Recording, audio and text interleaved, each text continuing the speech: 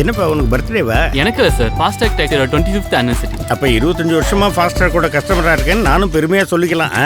Download Fastrack taxi app now. Vijay சிறுபான்மை மக்கள் வாக்குகளை பிரித்தார்னா, அது ஏடிஎம்கே விடுற வாக்கை பிரித்தார்னா ஏடிஎம்கே கவலைப்படும், இல்லை பிஜேபி கவலைப்படும். பிஜேபி தலைகீழன்னு தண்ணி குடித்தாலும் சிறுபான்மை வாக்கு உள்ள போகிறது. அப்போது சிறுபான்மை வாக்குகள் யாருக்கிட்ட இருந்து போதோ அவங்களுக்கு தானே கோவம் வரும், அவங்களுக்கு தானே பயம் வரும்.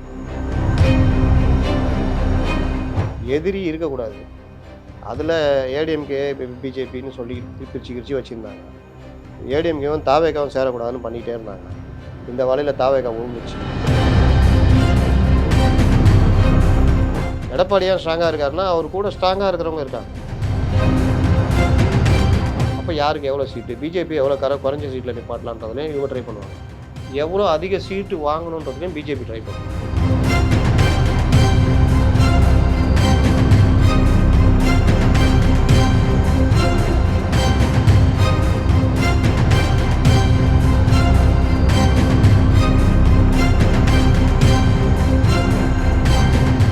பேசு தமிழா பேசு நேயர்களுக்கு வணக்கம். இன்று நம்முடன் இணைந்திருக்கும் சிறப்பு விருந்தினர் மூத்த பத்திரிகையாளர் திரு முத்தலீஃப் அவர்கள். வணக்கம் சார். வணக்கம் சார்.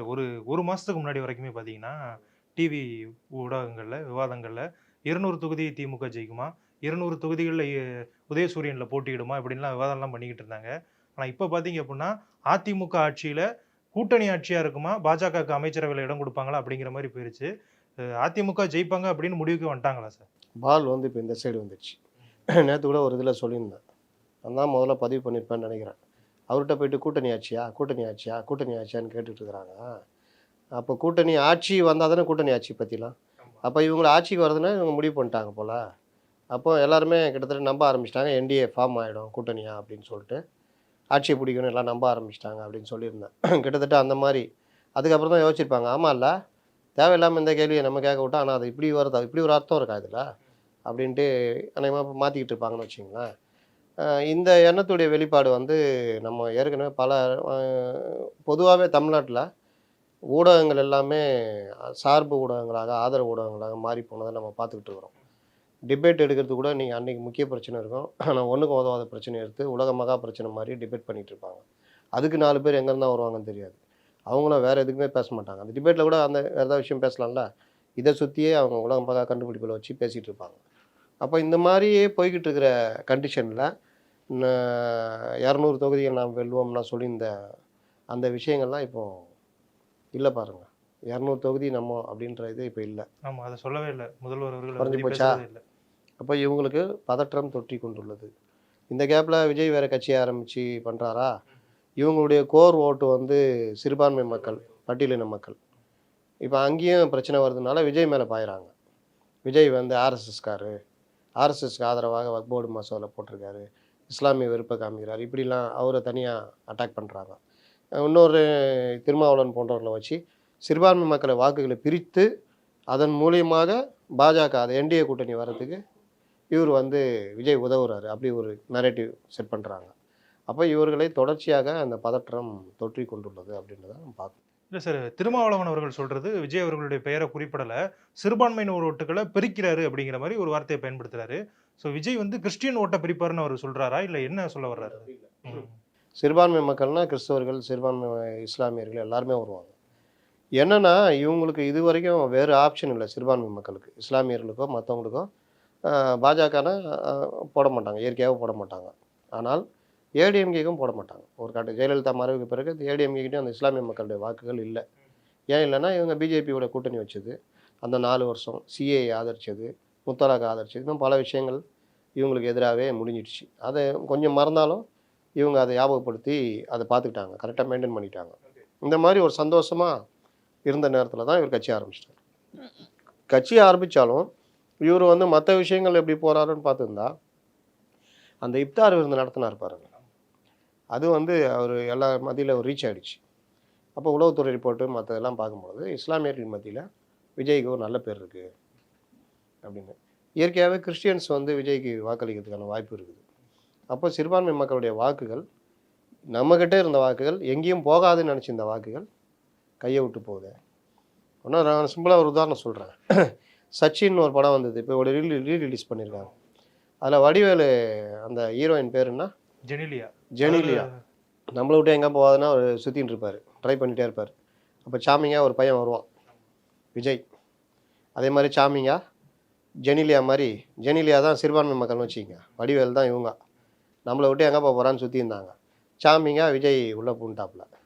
இப்போ ஜெனிலியா விஜய் பக்கம் போகிறாங்க.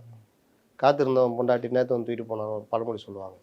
அந்த மாதிரி இவர் லவ் பண்ணிவிட்டு வெயிட் பண்ணியிருந்தப்போ இவர் இப்போ வந்து தட்டிட்டு போயிட்டார். இப்போ அந்த மாதிரி சிறுபான்மை மக்கள் வாக்கள் நமக்கு தான் அப்படின்னு நினச்சிருந்த நேரத்தில் விஜயுடைய அந்த இது வந்து மாறுதுன்றது அவங்களுக்கு ரிப்போர்ட்டாக வருது. Okay sir. அப்போ இது வரும்போது பதற்றம் வருது. இந்த நேரத்தில் தான் பார்த்தீங்கன்னா யூபியிலேருந்து ஒரு மதகுருன்னு சொல்கிறாங்க, அந்த மதம் சார்ந்து இயங்கக்கூடியவர் வந்து விஜய்க்கு எதிராக ஃபத்வா அப்படிங்கிற ஒன்று வெளியிடுறாரு. அது என்ன சொல்கிறாருன்னா, விஜய்க்கு வந்து யாரும் ஓட்டு போட வேண்டாம், உங்களுடைய விழாக்களில் அவரை கூப்பிடாதீங்க, அண்ணன் தண்ணி புழங்காதீங்க, அவ்வளோதானே. ஆமாம், ரொம்ப பெருசாலாம் சொல்ல வேண்டாம். இந்த ஊர் கட்டுப்பாடு மாதிரி சொல்லுவாங்களா, அண்ணன் தண்ணி புழங்காதீங்க, அவங்கள எதுக்கும் கூப்பிடாதீங்க. நீ யார் சொல்கிறதுக்கு, நீ யார், நீ எங்கே இருக்கிற? இல்லை அவர் என்ன சொல்கிறாங்கன்னா, ஒட்டுமொத்தமாக இஸ்லாமியர்களுக்கு அவர் தான் குரு அப்படிங்கிற மாதிரி நிறைய பேர் சொல்லிக்கிட்டு இருக்காங்க. அது உண்மை தானே? இது இப்படி போட்டோன்னு நான் ஒரு பதிவு போட்டேன். நீங்கள் வந்து உங்களுக்கு நல்லது சொல்கிற எங்களை மாதிரி ஆளுங்கள்ட்ட போய் சண்டை போட்டுக்கிட்டு இருக்கிறீங்க, ஆளை வச்சு வேறு அடிக்கிறீங்க. ஆளை வச்சுன்னா ட்விட்டரில் விஜய் நேராக அடிக்கிறதுக்கு இன்னும் வரல. விஜய் கட்சிக்காரங்களும் சொல்கிறீங்க? விஜய் கட்சிக்காரங்க இல்லை, அதில் இருக்கிற அந்த மெயின் ஸ்ட்ராட்டஜிஸ்ட்டு இந்த மாதிரி நிர்வாகிகளை சொல்கிறேன். நீங்கள் தானே, அவங்க தானே அந்த வேலையெல்லாம் பண்ணணும், தடுக்கிற வேலை. இஸ்லாமிய சிறுபான்மை மக்களை ஒன்றும் கொண்டு போகிறது. இப்போ இவர் பிரச்சாரம் பண்ணுறாங்கன்னா அதை எதிர் பிரச்சாரம் பண்ணுறது, திருமாவளவன் பேசுகிறோன்னா அதுக்கு எதிர் பதிலடி கொடுக்குறது, இந்த வேலைலாம் பண்ணணும்ல. இவங்க எதுவுமே பண்ண மாட்டாங்க பாருங்கள், அப்படியே இருப்பாங்க. அப்போ அந்த பண்ணுற வேலையை நான் விஜய் வந்து பண்ணுவார், ஒன்றை தானே பொறுப்பு கொடுத்துருக்காரு, பண்ணணும்ல. ஆனால் நீ அதை விட்டுட்டு எப்பா என்னப்பா இந்த மாதிரி இன்னும் எதுவும் நியமிக்காமல் இருக்கீங்க, ஏன்பா என்னப்பா இது, ஏன்பா இந்த மாதிரி அடிக்கிறாங்களா, பதில் சொல்ல மாட்டீங்களாப்பா, இப்படிலாம் நம்ம சொல்கிறோம்ல. நம்மளை வந்து வாயை பொத்துற வேலையை பண்ணுறது. ஏன்னா நம்ம வாயை பொத்திட்டா இவங்க வேலையை ஈஸியாக செய்யலாம்ல. இப்போ அந்த மாதிரி நடக்கும்போது இப்போ அவங்க வந்து அங்கேருந்து ஒரு இது பண்ணுறாங்க. ஏன் வருது, இவங்க லிஸ்ட் எடுக்கிறாங்க. நான் சொன்னேன் ஏற்கனவே, சிறுபான்மை மக்கள் வாக்குகளை விஜய் பிரிக்கிறான்ற இது வருது. ஜெனிலியாவை விஜய் தட்டிட்டு போகிறாரு அப்படின்னு வடிவேலுக்கு தெரியுது. அப்போ வடிவேல் என்ன பண்ணுறாரு, அங்கேருந்து ஒரு பாலாஜியை ரெடி பண்ணுறாரு. ரெடி பண்ணு சொல்லு பத்துவா கொடு அப்படின்னு. சரி, பாலாஜி ரெடி பண்ணது யாரு சார்? வடிவேலு ரெடி பண்ணாரு. வேற யார் பாதிக்கப்படுறா? ஜெனிலியா யாரை விட்டு போகுது? இல்லை, நிறைய பேர் என்ன சொல்கிறாங்கன்னா யூபினாலே அவங்களுக்கு என்ன லாபம், நல்லா யோசிச்சு பாருங்க. நான் பேசினப்போ சில பேர் கூட சொன்னாங்க, அது வந்து இதுதான், அவர் வந்து போட்டோம், இவங்க செய்கிறது கரெக்டு தானே, அவங்க செய்கிறது தப்பு. விஜய் சிறுபான்மை மக்கள் வாக்குகளை பிரித்தார்னா, அது ஏடிஎம்கே விடுற வாக்கை பிரித்தார்னா ஏடிஎம்கே கவலைப்படும், இல்லை பிஜேபி கவலைப்படும். பிஜேபி தலைகீழன்னு தண்ணி குடித்தாலும் சிறுபான்மை வாக்கு விட போகிறதில்ல.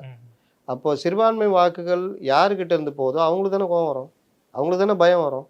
யார்கிட்ட இருந்து போகுது, இவங்ககிட்ட இருந்து தானே போகுது, கூட்டணிலேருந்து தானே போகுது. அப்போ அவங்க தானே பயம் வரும். அப்போ பாய் யார் கூட்டு வந்திருப்பா? சரி, கூட்டு வந்தீங்களா, பாயை செக் பண்ணக்கூடாது, கிராஸ் செக் பண்ணக்கூடாதா?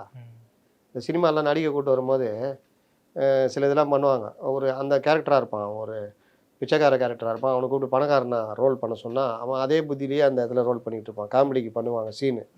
அது மாதிரி நீங்கள் அங்கேருந்து அவர் செலக்ட் பண்ணிங்களே, அவன் சிஐக்கு எதிராக ஆதரவாக போராடி இது பண்ணி அறிக்கைலாம் விட்டுருக்காரு, அதெல்லாம் செக் பண்ணிங்களா? அவர் ஒரு பிஜேபி பாயாகிறாரு, நம்ம வேலூர் இப்ராஹிம் மாதிரி. அது கூட தெரியாமல் அவர் செட் பண்ணி ஃபத்வா கொடுத்துட்டீங்க. அவர் அந்த இதில் பார்த்தீங்கன்னா அதுவும் எத்தனை மாதம் பொறுத்து கண்டுபிடிச்சிக்கிறார் பாருங்கள். ரம்ஜானே முடிஞ்சு 6 நோன்பு வந்து 6 நோன்பு பெருநான்னுவாங்க முஸ்லீம்ங்க, அது முடிஞ்சு அடுத்து பக்ரீத்தை நோக்கி போய்கிட்டு இருக்கிறாங்க. இப்போ வந்து இவர் கண்டுபிடிச்சாராம், இஃப்தார் விருந்தில் குடிகாரர்கள், மெத்தமட்டைன், கொக்கைன், அப்புறம் சர்வதேச போதை கடத்தல் மன்னர்கள், போதை மருந்து விற்பவர்கள், இவங்க எல்லாம் வந்து கலந்துக்கிட்டாங்க. விஜய் வந்து பொதுவாக போதை மருந்து சாம்ராஜ்யங்கள்லாம் கூப்பிட்டு வச்சு இஃப்தார் நடத்துகிற மாதிரியும். அதனால் இனி விஜய் கூட இஸ்லாமியர்கள் யாரும் அண்ணன் தண்ணி போடக்கூடாதுன்னு நீங்கள் சொன்னால், நீங்கள் யாருன்னு இன்றைக்கி தான் தெரியும் அவர் யாருன்னு, இந்த மாதிரி ஒருத்தர் இருக்கார் போலன்னு இவங்க சொன்னால் கேட்பாங்களா இங்கே? அப்போது விஜய் இந்த இஃப்தார் விருந்து நடத்துனதை அன்னைக்கே இவங்க வந்து டேமேஜ் பண்ண பார்த்தாங்க. ஒரே கும்பலாக வந்துச்சு, நோன்பு வைக்கிறவங்களுக்கே சாப்பாடு கிடைக்கல, யாரோ வந்துட்டாங்க. அதெல்லாம் நடக்குங்க, அதெல்லாம் நடக்குங்க. ஏன்னா இவர் இப்போ தான் வராரு, இவர் ஒரு 100 கூட்டம் அட்டன் பண்ணிகிட்டே இருக்காருன்னா யார் வரா? விஜயா அடிக்கடி பார்க்குறோம், அடுத்த கூட்டத்தில் போய் பார்த்துக்கலாம் அப்படி போவோம். இது இப்போ எப்படின்னா ஐயோ வரது பார்க்கணும் அப்படின்னு போவோம். அதனால தான் இந்த இது எம்ஜிஆர்லாம் இல்லையாங்க, எம்ஜிஆர்லாம் பொதுக்கூட்டம்லாம் போகலையா? இப்போ இவர் வர்றாரு அப்படின்னோடனே அது சின்ன இடம், சரியாக அரேஞ்ச்மெண்ட் பண்ணல. அதை மீறி ஒரு சைடு கேட்டை வேற திறந்து விடுவாங்க பார்த்தீங்களா? ஆமா. போலீஸ் அதிகாரி ஒருத்தர் திட்டி திறந்து விடுவார். அப்போ அந்த மாதிரி போக உள்ளே நுழைவான். ஆனால் அரேஞ்ச்மெண்ட்ஸ் பக்காவாக இருந்தது. கீழே எல்லாரும் உட்காந்து சாப்பிட்டாங்க. இவர் நோன்பு வச்சுட்டு வந்தார், லுங்கி கட்டு வந்தார், தொப்பி போட்டு வந்தார், முறையாக தொழுகை நடத்தினார். இது எல்லாம் பார்க்கும்பொழுது ரீச் ஆகுறாரு. அதை பார்த்துட்டு ஐயோ இந்த மாதிரி இதாகுதுன்ட்டு இது. அப்போ நம்மளுடைய ஓட்டை பிரிக்கிறான். அப்போ என்ன பண்ணுறது? போடு ஆர்எஸ்எஸ்காரு அவர் வக்போர்டு மசோதாவில் இந்த தனியாக அமைப்புகள் இருக்குல்ல, இப்போ வக்போர்டு மாதிரி பஞ்சாபில் அவங்களுடைய பஞ்சாபியர்களுடையது, கிறிஸ்துவர்கள் அமைப்பு, இதெல்லாம் எப்படி சுயேட்சையாக செயல்படுதோ அது மாதிரி ஒரு உரிமை வக்போர்டுக்கும் வேணும் அப்படின்ற அவங்களுடைய பாயிண்ட்ஸுக்கு சேர்க்குறாங்க. அது ஆர்எஸ்எஸ் சொன்ன ஒரு இதில் இருந்து எடுத்து போட்டிருக்காங்க. அதனால் இவர் ஆர்எஸ்எஸ் சொல்லி தான் செய்கிறாருன்னா என்ன நியாயம்? அப்போ ஏன் வக்போர்டு மசோதாவுக்கு எதிராக அவர் வழக்கு போட போகிறாரு? வக்போர்டு மசோதா பாஜக கொண்டு வந்தது, மத்திய அரசு கொண்டு வந்தது. அப்போ அதுக்கு எதிராக எப்படி ஆர்எஸ்எஸ்ல வேலை செய்கிற போடுவார்? பொதுவாகவே மத்திய அரசையும் எதிர்க்கிறாரு, மாநில அரசையும் அவர் எதிர்த்துக்கிட்டு தான் இருக்காரு தொடர்ந்து. ஏங்க ஒன்றுமே செய்யலைங்க, அதாங்க பிரச்சனை. ஏதோ எப்போவோ ஒன்று பண்ணுறாரு, அதுக்கே இவங்களுக்கு பாதிப்புன்னு குதிக்கிறாங்க. என்ன பிரச்சனைனா இவங்களுக்கு எதிரி இருக்கக்கூடாது. அதில் ஏடிஎம்கே பிஜேபின்னு சொல்லி பிரிச்சு வச்சுருந்தாங்க. ஏடிஎம்கேவும் தாவேக்காவும் சேரக்கூடாதுன்னு பண்ணிகிட்டே இருந்தாங்க. இந்த வலையில் தாவேக்கா விழுந்துச்சு, உண்மை தான். 117 சீட்டு கேட்பார், அவர் பெரிய ஆள், 20% இருக்குது அப்படி இப்படின்னு. ஓ நம்ம அவ்வளோ பெரிய ஆளா அப்படின்ட்டு இவங்க இழுத்தாச்சோன்னா ஏடிஎம்கே அங்கே போயிடுச்சு. ஏடிஎம்கே பிஜேபி ஃபார்ம் ஆகுதுன்னு நினச்சிட்டாங்க, ஒரே நாளில் எல்லாம் முடிச்சு விட்டாங்க. அப்போ இவங்களுக்கு பதற்றம் அதிகமாகிடுச்சு. அங்கே ஃபார்ம் ஆகுது, இங்கே இவர் வந்து ஓரளவுக்கு சமாளிக்கலாம் அப்படின்னு பார்த்தா அந்த கோர் பேங்க் ஓட்லேயும் கை வைக்கிறாரு. இது இஸ்லாமிய சிறுபான்மை மக்கள் ஓட்டில் கை வைக்கிறாரு, பட்டியலின மக்கள் வாக்கு. இப்போ வட மாவட்டங்களெல்லாம் பட்டியலின இளைஞர்கள் எல்லாமே உங்களுக்கு பெரும்பாலும் விஜய்க்கு ஓட்டு போடுற மாதிரின்னு இவங்களுக்கு ரிப்போர்ட் வருது.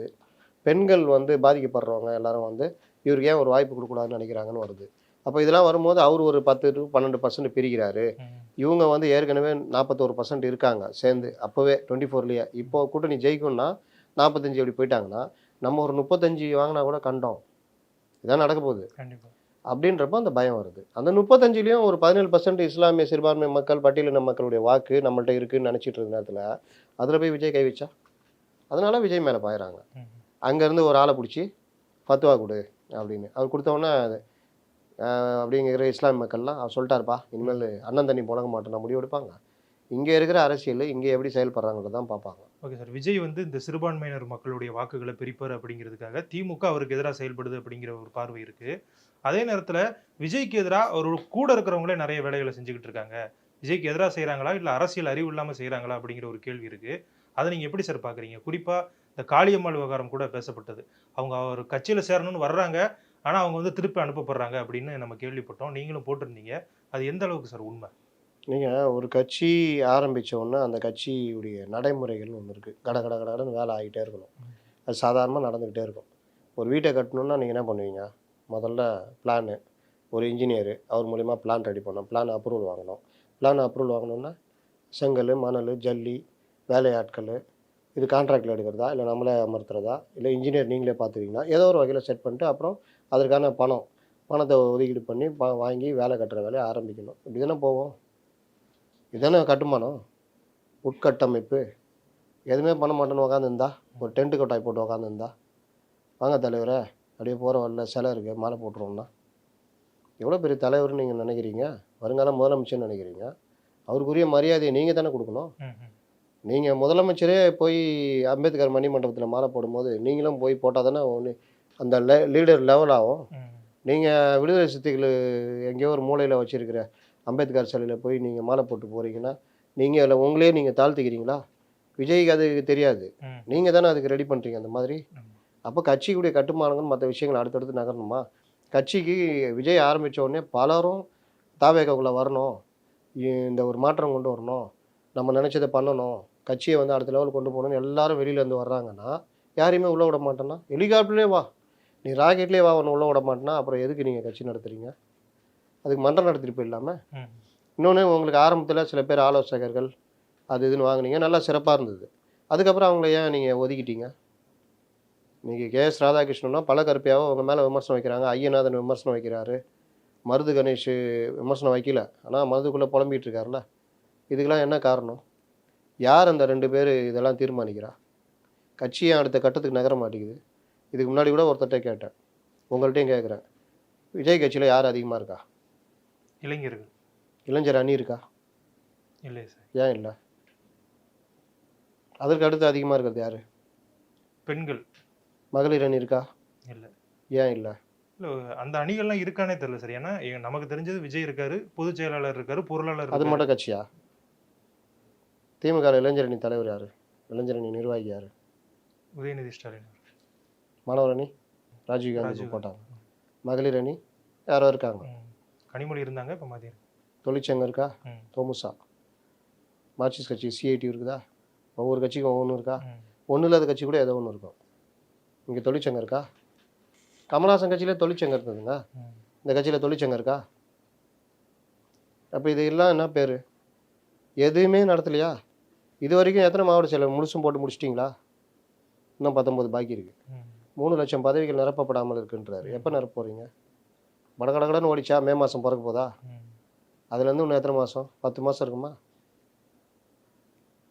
அப்போ எப்படி நீங்கள் எந்த கட்டமைப்பிலும் சந்திப்பீங்க? இதுக்கு யார் காரணம்? சுற்றி சுற்றி யாரை கேட்டாலும் சார் அந்த 2 பேர் தான் சார். ஒருத்தர் பொதுச் செயலாளர், இன்னொருத்தர் ஸ்ட்ராட்டஜிஸ்ட்டு. ஸ்ட்ராட்டஜிஸ்ட்டுக்கு என்னங்க வேலைன்னு கேட்டால் கட்சிக்குள்ளே யார் வரணும் வர வேணும்னு கூட அவர் தீர்மானிப்பாருன்றாங்க. ம். இதை நம்ம சொல்கிறோம் அப்படின்னா இது நமக்கு வர தகவல், ஆத்தென்டிக்கான தகவல். விசாரித்து பார்த்தா உண்மைன்னு தெரியுது. அதில் ஒன்று தான் காளியம்மாள். காளியம்மாள் வந்தால் ஒரு பெண் ஆளுமை தானே. அவங்கள கொண்டு வந்து மகளிர் அணியில் போடுங்க தலைவரா கேட்டால் என் கட்சிக்குள்ளே சொல்கிறது நீ யாருன்ற? உன் கட்சிக்குள்ளே எதுவுமே நடக்கலைன்றதானே கேட்குறோம். நீ பொது வாழ்க்கைக்கு வந்தால் கேட்க தானே செய்வாங்க. ம். நீ எது கேட்குறன்னு எப்படி கேட்க முடியும்? முடிஞ்சால் பதில் சொல்லு, இல்லை ஒதுங்கி போ, இல்லை சிந்திச்சு பாரு.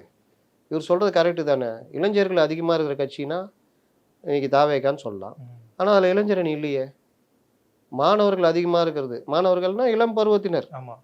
அடுத்து 16 வயசு இருப்பான், அடுத்த 17 வயசு இருப்பான், 26 ஓட்டு போடுறதுக்கு வந்துடுவான்.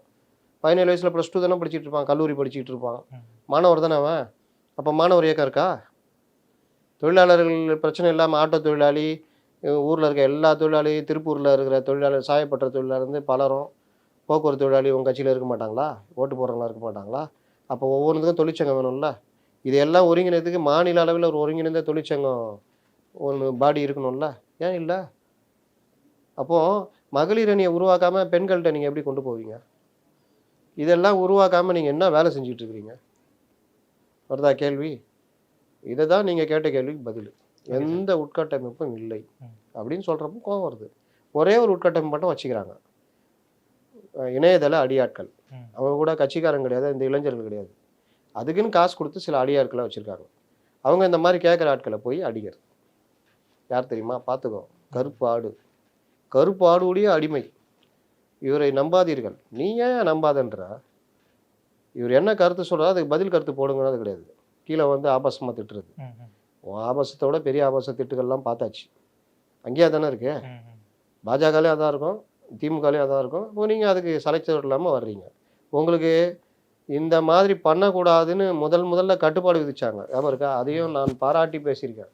2023 இவர்கள் அணி அமைத்த பொழுது சமூக வலைதள அணி ரொம்ப டீசெண்டாக இருக்கணும், வெரிஃபைடு அக்கௌண்ட் வச்சுருக்கவங்கள்ட்ட போயிட்டு வாதம் பண்ணக்கூடாது, இப்படிலாம் இவங்களுடைய கண்டிஷனில் இருக்குது. ஆனால் இன்றைக்கி என்ன பண்ணுறீங்க? வைக்கிறது யார்? இந்த நபர். அப்போ இந்த மாதிரி விஷயங்கள் இவர்கள் எதுவும் செய்ய மாட்டாங்க. ஆனால் இப்போ நாங்கள் நேற்று வக்போர்டு மசோதா, நீங்கள் 73வது இடத்துல இருக்கீங்க. அபிஷேக் மனு சிங்வி ஆஜரானது கேரளாவில் ஒரு முஸ்லீம் அமைப்புக்கு. நாங்கள் தான் எங்களுக்கு தான் சொல்லிட்டு அவரையும் ட்வீட் போட வச்சிட்டீங்க. நிறைய பேர் சொல்லுவாங்க பாஜக செய்கிற சாதனைகளுக்கு இவங்க ஸ்டிக்கர் விட்டுறாங்க, பாஜக என்ன பண்ணாலும் ஸ்டிக்கர் விட்டுறாங்க அப்படின்னு. இப்போ எதிர்கட்சிகளுக்குமே ஸ்டிக்கர் ஓட்ட ஆரம்பிச்சிட்டாங்க. இவங்க இன்னொரு திமுகவாக ரெப்ளிகாவாக இருக்காங்க. திமுகவுடைய ரெப்ளிகாவாக இருக்காங்க. ஏன் சொல்கிறேன்னா, இவங்க திமுக நடக்கிற எந்த விஷயத்தையும் கேட்க மாட்டேங்கிறாங்க. பொன்முடி விவகாரம், பேசின விவகாரம் எல்லாரும் கண்டிச்சாங்களா? திமுக கூட்டணியில் யாரும் கண்டிக்கல. அவங்க கண்டிக்க மாட்டாங்க. அவங்க வந்து அதனாலேயே அழிஞ்சு போகிறாங்க. திமுக கூட்டணி கட்சிகளுக்கு, தோழமை கட்சிகள் கேட்க வேண்டிய இடத்துல கேட்காம இருக்கிறனால அவங்க தனித்தன்மை இழந்துக்கிட்டு இருக்கிறாங்க. அதை விட்டுருங்க. சண்முகம் மட்டும் கேட்டார்னு நினைக்கிறேன். இங்கே எதிர்கட்சிகள் எல்லா கட்சியுமே கேட்குறாங்க, எல்லாருமே கண்டிச்சாங்க, போராட்டம்லாம் நடத்திட்டு இருக்கிறாங்க. முருகிக்கிட்டு இருந்த நம்ம செங்கோட்டையனே இன்னைக்கு போராட்டம் நடத்தின்னு இருக்காரு. அதில் கூட பொதுச் செயலாளர் முடிவு செய்வார் அப்படின்னு சொல்லியிருக்காரு. ஸோ இதுக்கு முன்னாடி வரைக்கும் அந்த பேரை தவிர்த்துட்டு வந்தாரு, இன்னைக்கு அதை பயன்படுத்தியிருக்காரு. அதுதாங்க நிலமை. ம். இனி அப்படிதான், இல்லை வெளியே போன்றுவாங்க. அதனால மாறுதா எல்லாம். அப்போ இந்த மாதிரி போராட்டம் நடக்கும்போது தாவேகா பொன்முடிக்கு எதிராக என்ன பண்ணாங்க சொல்லுங்க? பத்திரிகையாளர் தானே நீங்கள் பார்த்துருப்பீங்க. அறிக்கை கூட விடல. பொதுவாக அறிக்கை விடுவாரு, அறிக்கை கூட விடல. அப்போ இவங்க வந்து திமுக ஆதரவுன்னு சொல்லலாமா? ம். என்ன போடுறாங்க இது திமுக ஆளு அது இப்போ நீங்கள் பண்ணுறதுக்கு பேர் என்னது? கோர்ட்டே கண்டிச்சிச்சிங்க. ம். நேற்று நீதிபதியே சொல்லிட்டாரு, இந்த மாதிரி பண்ணீங்கன்னா கோர்ட் அவமதிப்பாகும், இவ்வளோ பிரச்சனைக்கு அப்புறம் பண்ணுறீங்கன்னு. ஆனால் உங்கள்ட்ட இந்த ஒன்றும் வரல. ஏன் வரல? இந்த கேள்வி வரும்ல. கண்டிப்பா. அதுக்கப்புறம் இப்போ ஒரு பிரச்சனை, நேற்று இந்த மாணவன் தாக்கப்பட்டது சின்னத்துறை வந்துச்சா? ஏதாவது அறிக்கை வந்துச்சு? இல்லை சார், அதுலேயுமே பார்த்தீங்கன்னா அந்த மாணவர் மீதும் ஒரு சில தவறுகள் இருக்க அது மாதிரி கிளப்பி விடப்பட்டது. அது உண்மை முதல்ல இல்லையா? தீர்ப்பு எழுதிடுவாங்க. ம். ஒரு பெண் பாதிக்கப்பட்டால் அப்படின்னு ஒன்று, அவ ஏன் 8 மணிக்கு அந்த இடத்துல இருந்தான்னு கேட்பாங்க. ம். இது இப்போ சமீபத்தில் எல்லாருமே பண்ணுற வேலை. ஆமா. ஏன்னா இவங்களுக்கு கெட்ட பேர் வந்துடக்கூடாதான். முதல்ல அதனால கொலை பாதிக்கப்பட்ட விக்டிமுக்கு ஏதாவது கிளப்பிடுவாங்க. அவ ஏன் அங்கே போனான், அவ ஏன் அந்த ட்ரெஸ் பண்ணான், அவ ஏன் பொண்ணா இருந்தா, புதர் நீ கொலை பொண்ணா என்ன? இருந்தனால தான் அவன் அப்படி பண்ணான். ம். நீ மட்டும் ஆணா இருந்தா உன்னை வந்து பாலியல் பலாத்காரம் பண்ணியிருப்பானா? அதனால உன் தப்பு, பொண்ணாய் பிறந்தது உன்னுடைய தப்பு. இப்படி ஆரம்பிக்கிறது தான். அவர் கிரிண்டர் அந்த இதில் போனார். ம். இப்போ அதுக்கப்புறம் நீங்கள் கொடுத்த இதில் ப்ரெஸ் நோட்டில் இருக்கா, இன்ஸ்டாகிராமில் பழகி போனார் அப்படின்னு தெரியுதா? அப்போ இவங்க இதுலேயே இவங்க நிற்க முடியல. இந்த மாதிரி விஷயங்கள் எல்லாமே டைவர்ட். இது நான் என்ன கேட்குறேன், நீங்கள் கூப்பிட்டு மேடையில் பொன்னாடை போர்த்தி கல்வி செலவு நாங்கள் அதை பண்ணுவோம் பாதுகாப்போம்னா சொன்னீங்கல்ல அம்பேத்கர் இதில். அதே அம்பேத்கர் பிறந்த நாள் அன்றைக்கி தான் அந்த பையன் தாக்கப்பட்டான்னு நினைக்கிறேன் இல்ல? அதுக்கு மறுநாள் ஏன் அறிக்கை வரல? அறிக்கை வந்துச்சா? எனக்கு தெரில. இல்லை சார். வந்த மாதிரி எனக்கு தெரியல, அதனால தான் கேட்குறேன். அப்போ இவங்க எங்கே இருக்காங்க? நாட்டில் நடக்கிற ஒவ்வொரு விஷயத்துக்கும் ஏன் அறிக்கை வரமாட்டேங்குது? இன்னைக்கு கூட அண்ணாமலை ஒரு அறிக்கை விட்டுருக்காரு. ஸ்பேஸ் இதில் வந்து ஃபவுண்டர் அண்டு இன்வெஸ்டர்னு இவர் மாப்பிள்ளைய சபரிசன் இது வந்திருக்குன்னு அண்ணாமலை கண்டித்து அறிக்கை விடுறாரு. ம். நீங்கள் என்ன பண்ணுறீங்க? திமுகவுக்கு எதிராக இந்த ஆட்சிக்கு எதிராக பெருசாக ஒன்றும் பண்ண மாட்டோன்றதை முடிவெடுத்துட்டிங்களா? திமுக ஆதரவாக வர்ற அந்த விஷயங்கள், அவங்க திடீர்னு நீட்டின்னு ஒன்று தான் அதுக்கு முன்மொழிகிறேன் வழிமொழிகிறேன்றது, மாநில சுயாட்சினா வழிமொழிகிறேன், கட்சித்தீவுனா வழிமொழி. உங்களுக்கு என்ன நாலேஜ் இருக்குது? இதை நான் எது பண்ணிட்டு போகிறேன்னா நீங்கள் இன்னொரு திமுகன்னு மக்கள் தீர்மானிச்சு போயிடுவாங்க. எவ்வளோ நாளைக்கு பண்ண முடியும்? இப்படி பண்ணிட்டு இருந்தவர் தான் இன்னைக்கு கமலஹாசன் பார்ட் டைம் அரசியல்வாதி, நான் என்ன செய்வேன்னு ஒத்துக்கிட்டாரு அவர். இப்போ சமீபத்தில் கூட முதல்வரை சந்திச்சாரு. அது எதுக்காக சார்? எல்லாருமே ராஜ்யசபா சீட்டுன்னு இந்த சொல்றாங்க. வடிவேல் படத்தில் ம். 10 ரூபா கொடுத்துருவான், டிக்கெட் எடுத்துருவான்ல, மீதி 2 ரூபா 50 பைசா கொடுக்கணும். ம். ம். தரையா சில்லறை இல்லைன்னுவான்.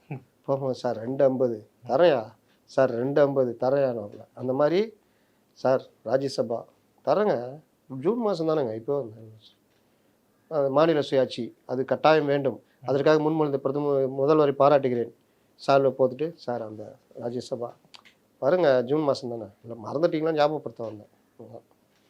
நீங்க இனிமே அப்படிதான் அப்படின்னு சொல்லியிருந்தீங்க எடப்பாடி பழனிசாமி அவர்கள் பத்தி பேசும்பொழுது. அவர் வந்து நேத்து வந்து ஒரு கேஸை வந்து அதிமுக வாபஸ் வாங்கியிருக்காங்க. ஸோ அது என்ன சார்? அது வந்து இயல்பா நடந்ததா இல்லை பாஜக கொடுத்த அழுத்தமா? இதெல்லாம் அப்படியே பார்க்க முடியாதுங்க. ம். இவர்கள் ஒவ்வொருத்தரும் ஒவ்வொரு மூலையில் பிரிஞ்சு கிடந்து சண்டை போட்டு கிடந்தாங்க. ம். அதனுடைய பாதிப்பு வந்து அதிமுகவுக்கு பெரிய அளவில் பாதிப்பு. குறிப்பா 2024 24 எலெக்ஷன், 21லேயே பாதிப்பு. ஆனா அதுல கூட டிடிவியை ம். ஒழுங்காக ஒரு கூட்டணியில் வச்சிருந்தா 25 சீட் எக்ஸ்ட்ரா ஜெயிச்சிருக்கலாம். ம். ஆனா அதுல கூட என்ன சொன்னாங்கன்னு பாத்தீங்கன்னா 75 தொகுதி இந்த கூட்டணி ஜெயிச்சிருச்சு அப்படிங்கிற மாதிரி ஓரளவுக்கு பாசிட்டிவ் தான். ஏன்னா 10 வருஷம் ஆட்சிக்கு பிறகு 75 ஜெயிக்கும் பொழுது ஓரளவுக்கு பாசிட்டிவா இருந்துச்சு. ஆனா இந்த தொகுதியில படுதோல்வி அப்படின்னு தானே சொன்னாங்க. 7 இடங்கள்ல டெபாசிட். அப்படி கிடையாதுங்க, அப்படி கிடையாது. நீங்கள் வந்து படுதோல்வி ஜெயிக்கிறது இதெல்லாம் வந்து ஒவ்வொரு கட்சியும் அனுபவிச்சிருக்கு. கூட்டணி மற்ற விஷயங்கள் பொதுவாக ஒரு உளவியல் ரீதியாக ஒரு கருத்தை உருவாக்கி அதன் மூலம் வாக்குகளை வாங்குறது, இது எல்லாம் சேர்ந்தது தான் தேர்தல். ஓகே. நீ வந்து 2019 மோடி என்டிஏன்னு இருந்தது, இந்த சைடு தடால்னு ஒரு பிட்டை போட்டார் இவர் ஸ்டாலின், ராகுல் தான் பிரதமர் வேட்பாளர்னு, வேறு யாருமே சொல்லலை. அப்போது இங்கே அது ஒரு பெரிய ஆன்டி பிஜேபி வேவ் ப்ளஸ் இந்த ஆட்சிக்கு எதிரான வேவ் எல்லாம் சேர்ந்து ராகுல் ராகுல் ராகுல் எல்லாருமே நம்பினாங்க. செகண்ட் டைம் வர முடியாது பிஜேபியால், அதனால் ஜெயிச்சா ராகுல் பிரதமர் ஆகணும்னு குத்துன்னு குத்துனாங்க. கரெக்டாக 2024 இவர்களே ஒரு கருத்தை உருவாக்குனாங்க. ஏடிஎம்கே ஒன்றும் இல்லை, ஏடிஎம்கே ஜெயிச்சாலும் பிஜேபி கூட போயிடுவாங்க, கள்ள உறவு வைத்திருக்கிறார்கள் அப்படிலாம் போனாங்க. இது மாதிரி கருத்து வரும்போது ஸ்ப்ளிட்டாக இருக்கும் பொழுது உங்களுக்கு இன்னொரு வேலையும் பண்ணாங்க. பிஜேபி தான் செகண்ட் பிளேஸு, 6 சீட்டு ஜெயிப்பாங்க, பிஜேபி பயங்கரம்னு ஒரு கருத்தை உருவாக்குனாங்க. அண்ணாமலையும் அதற்கு துணை போனார். அவருக்கு என்னென்னா பிஜேபியை பெருசாக காமிக்கலான்றது. அதை பயன்படுத்தி இவங்க மெயின் ஸ்ட்ரீம் மீடியாலாம் வச்சு அதிமுக ஒன்றும் இல்லை பிஜேபி தான் மாதிரி காமிச்சாங்க. இது ஒரு உளவியல் ரீதியான தாக்கம். இது எல்லாம் சேர்ந்து பல இடங்களில் செகண்ட் பிளேஸு பிஜேபி கூட்டணி வர்றதுக்கு வாய்ப்பாக அமைஞ்சது. அதுக்கு ஒரு இன்னொரு காரணம் எடப்பாடி பண்ண தப்பு, சரியான வேட்பாளர் போடல, இதுக்காக பணம் செலவழிக்கல, என் கோல் எல்லாம் 2026 தான் அப்படின்னு அதனுடைய பலனை அனுபவிச்சார். இவர்களுக்கு ஒன்று புரியல, நீ ஒவ்வொரு தேர்தலும் உங்களுக்கு உளவியல் ரீதியாக தாக்கத்தை ஏற்படுத்தும், அது கட்சி உள்ளே ஏற்படுத்தும் வெளியே ஏற்படுத்தும். அதை பற்றி அவருக்கு அந்த இது இல்லை. அதில் தான் பெரிய அடி. ஆனால் இதுக்கப்புறம் இப்படியே போகும் அப்படின்னு நினச்சினால தான் விஜய் வராரு. விஜய் வந்தால் பிறகும் விஜயும் அதிமுகவும் சேர்ற மாதிரி ஒரு இது வருது, சுச்சுவேஷன் வருதுன்னொன்னா டக்குன்னு கிளப்பி விட்டாங்க. கிளப்பி விட்டு தான் விஜய் 20% இருக்குது, விஜய் தலைமையில் தான் கூட்டணி, என் தலைமை ஏற்றுக்கொள்பவர் தான் கூட்டணி, விஜய் அறிவிப்பு. விஜய் அறிவிச்சாரா? எதுவுமே கிடையாது, கிளப்பி விட்டது. அப்புறம் 117 சீட்டு கேட்க போகிறாரு விஜய்.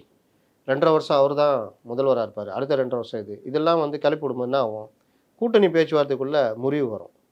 ஆனாலும் அவங்க ரொம்ப உறுதியாக விஜயை விமர்சிக்காமே இருந்தாங்க, இவங்களும் அதிமுக விமர்சிக்காமே இருந்தாங்க.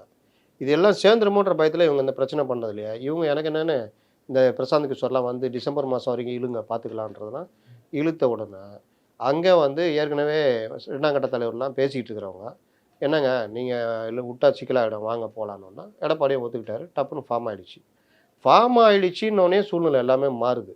அப்போ மாறும் பொழுது நீங்கள் ஒருத்தர் முறுக்கின்னு சுற்றி இருந்தார, அவர் ஏன் முறுக்கினாருன்னு அவருக்கே தெரியாது. இங்கே என்ன ஊடகம்லாம் பேசி எடப்பாடி அப்படி தூக்கி போட்டு செங்கோட்டையனை அப்படி கொண்டு வந்து வச்சுருவாங்க அப்படி இப்படிலாம் பேசினாங்க. அது அவ்வளோதான் இவங்களாம் அறிவு. செங்கோட்டையனால் அவருடைய பக்கத்து தொகுதி அந்தியூரில் கூட ஒன்றும் பண்ண முடியாதுன்றது செங்கோட்டையனுக்கும் தெரியும், எல்லாருக்கும் தெரியும். எடப்பாடி ஏன் ஸ்ட்ராங்காக இருக்காருன்னா அவர் கூட ஸ்ட்ராங்காக இருக்கிறவங்க இருக்காங்க. எஸ்பி வேலுமணி, தங்கமணி, சிவி சண்முகம், அது ஒரு டீமாகவே இருக்குது. அதனால தான் எடப்பாடி ஒன்றும் பண்ண முடியல. இல்லாட்டி எடப்பாடியும் இவரை மாதிரி தான் இருப்பார். அப்போ நீங்கள் கட்சிக்குள்ளே அவர் வலுவாக இருக்கார். ஆனால் இவங்க செங்கோட்டையனை வச்சுட்டு சீனெல்லாம் போட்டாங்க. சேர்ந்தோன்னு ஆச்சு, இன்றைக்கி பொதுச் செயலாளர் வாய்ப்பு சொல்கிறாரா, டிடிவியும் ஃபஸ்ட்டு கண்டிஷனாக அண்ணாமலை மாற்றணுன்றது. எங்கேயாவது பாஜக இதெல்லாம் ஏற்றுக்குமா? எங்கேயாவது உள்துறை அமைச்சர் வந்து உக்காந்துக்கிட்டு டிடிவி மேட்ரு, ஓபிஎஸ் மேட்ரு, அவங்க கட்சி விவகாரம் அவங்க பார்த்துக்குவாங்கன்னு சொல்லுவாங்களா? எங்கேயாவது எடப்பாடி தலைமையில் கூட்டணி அப்படின்னு போன தடவை ஞாபகம் இருக்கா? 2021 யார் தலைமையில் கூட்டணின்றதுலே பெரிய விவாதம்லாம் ஓடிச்சு, ஞாபகம் இருக்கா? இத்தனைங்க அப்போ ஆட்சியில் இருந்தாங்க. இதனால் எல்லாமே மாறுதலுக்கு உட்பட்டது. நீ கொஞ்சம் இறங்கி நான் கொஞ்சம் இறங்கி வரேன், அண்ணாமலை மாற்றுங்க நான் கொஞ்சம் இறங்கி வரேன், அண்ணாமலை மாற்றினா நயினார் கரெக்டான சாய்ஸ், ரைட் போடுங்க. நயினாருக்கு தகுதி இல்லை, 10 வருஷம் கிளப்பி விட்டாங்க. எவனா போட்டி போட்டால் தானே 10 வருஷம், நயினார் மட்டும் போட்டி போட்டால் அவர் தான் தேர்வு போன்ட்டாங்க. இப்போ இந்த 10 வருஷம் கட்சியில் உறுப்பினராகன்றது இல்லாமல் போச்சா? இது ஒரு பார்ட்டு. டிடிவி ஓபிஎஸ்னா சொல்கிறீங்க, இல்லைங்க நான் சேர்த்துக்க மாட்டேன், இல்லைங்க அதை அப்புறம் பேசிக்கலாம், சரி ரைட் அப்புறம் பேசிக்கலாம், ஏங்க அதை பாருங்கள் கொஞ்சம் யோசிங்க டிடிவி, இது சரி கொஞ்சம் இறங்கி வராங்க, ஏன்பா நீங்களும் கொஞ்சம் இறங்கி வாங்கப்பா, இப்படி இறங்கி வந்தோன்னா அந்த கேஸை வாபஸ் வாங்க. அது அப்போ டிடிவிக்கு 2 சீட்டு, அவங்க 2 சீட்டு, நீங்கள் பார்த்துங்க எங்ககிட்ட வரக்கூடாது. இப்போ அவருக்கு என்ன பயங்கன்னா ஏடிஎம்கேல டிடிவியோ ஓபிஎஸ்சியோ ரெட்டையிலேருந்து கொடுத்தோ இல்லை ஏதோ ஒரு வகையில் உள்ளே கொண்டு வந்தால் மீண்டும் கட்சிக்குள்ளே ஏதாவது குழப்பம் ஏற்படும். அதனால் அவங்க தள்ளி வச்சு தான் நீங்கள் வேணால் மெயின்டைன் பண்ணிக்கங்க அப்படின்ற மாதிரி இது. அப்போது சீட்டு ஷேரிங்லேயும் பிரச்சனை வரும், 2 பேருக்குமே வரும், இவங்களுக்கு வரும் அவங்களுக்கும் வரும். அப்போ யாருக்கு எவ்வளோ சீட்டு, பிஜேபி எவ்வளோ குறைஞ்ச சீட்டில் நிப்பாட்டலான்றதுலையும் இவங்க ட்ரை பண்ணுவாங்க, எவ்வளோ அதிக சீட்டு வாங்கணுன்றதுலையும் பிஜேபி ட்ரை பண்ணும். இந்த ரெண்டும் சந்திக்கும். இதுக்கு நல்ல டேட் சன் இருக்காங்கல்ல, அவங்க அப்படியே முரண்டு பிடிச்சி இது பண்ணி அப்படி பண்ணி அவங்க அதிக சீட்டு வாங்க ட்ரை பண்ணுவாங்க. நீங்களாம் இவ்வளோ வாங்கும்போது நாங்கள் தொக்கான்ட்டு இந்த கூட்டணி வந்துருவாங்க. வராமல் எங்கே போக போகிறாங்க? நீங்களாம் இது பண்ணும்போது நாங்கள் என்ன தொக்கான்னு இவங்க பிரேமலதா அவங்க சீட்டு டபுள் டிஜிட்டில் கேட்பாங்க. இது எல்லாத்தையும் சமாளித்து ஒரு மாதிரி செட்டப் ஆகி வரதுக்குள்ள இந்த சமாளிஃபைங் நடக்கிற நேரத்தில் ஊடகங்களை வச்சு இப்போ சும்மா சேர்ந்ததுக்கே என்ன கேட்குறாங்க, கூட்டணியா பண்ணிச்சா பிரச்சனையா இப்படி. அப்போ அந்த பேச்சுவார்த்தை நடக்கும் இன்னும் பண்ணுவாங்க.